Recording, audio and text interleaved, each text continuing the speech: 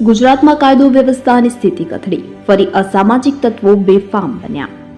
વડોદરામાં બાકડા પર બેસેલા યુવકો પર લુખ્ખા તત્વોએ જૂની અદાવતમાં જીવલેણ હુમલો કર્યો છે. પોલીસે ઉત્પાત મચાવતા શખ્સો સામે ગુનો નોંધી તપાસ હાથ ધરી છે. પોલીસે લુખ્ખા તત્વોને પાઠ ભણાવવા પકડે છે, માર મારે છે, સરઘસ કાઢે છે, છતાં સામાજિક તત્વોને જાણે કાયદા કે દંડાનો કોઈ ભય જ ન હોય તેમ જણાઈ આવે છે.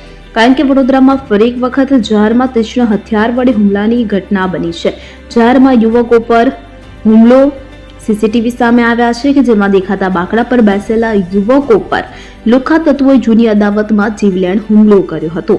ગોરવા ભારત નગર સોસાયટીમાં હથોડો, લાકડી જેવા હથિયારથી હુમલો કરાયો હતો. લુખ્ખા તત્વોની આ દાદાગીરી સીસીટીવીમાં કેદ થઈ ગઈ છે. પોલીસે ઉત્પાત મચાવતા આ શખ્સો સામે ગુનો નોંધી તપાસ શરૂ કરી છે.